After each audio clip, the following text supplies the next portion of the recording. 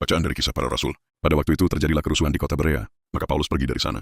Orang-orang yang mengiringi Paulus menemaninya, sampai di kota Athena, lalu kembali dengan pesan kepada Silas dan Timotius, supaya mereka selekas mungkin menyusul Paulus. Di Athena Paulus pergi berdiri di atas Areopagus dan berkata, "Hai orang-orang Athena, aku lihat bahwa dalam segala hal kamu sangat beribadah kepada dewa-dewa. Sebab ketika aku berjalan-jalan di kotamu, dan melihat-lihat barang pujaanmu, aku menjumpai juga sebuah mezbah dengan tulisan, kepada Allah yang tidak dikenal.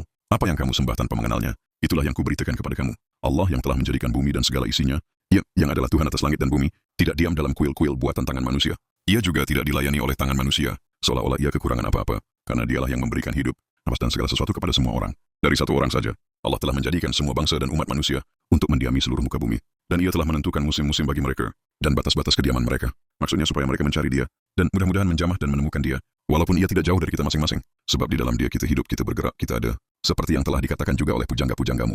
Sebab kita ini dari keturunan Allah juga. Karena kita berasal dari keturunan Allah. Kita tidak boleh berpikir bahwa keadaan ilahi sama seperti emas atau perak atau batu, ciptaan kesenian dan keahlian manusia. Dengan tidak memandang lagi zaman kebodohan, maka sekarang Allah memberitakan kepada manusia bahwa di mana-mana semua mereka harus bertobat.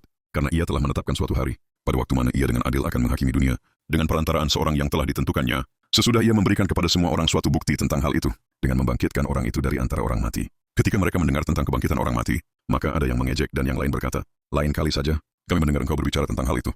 Lalu Paulus pergi meninggalkan mereka. Tetapi beberapa orang laki-laki menggabungkan diri dengan dia dan menjadi percaya, di antaranya juga Dionysius, anggota majelis Areopagus, dan seorang perempuan bernama Damaris, dan juga orang-orang lain bersama-sama dengan mereka. Kemudian Paulus meninggalkan Athena, lalu pergi ke Korintus. Demikianlah sabda Tuhan.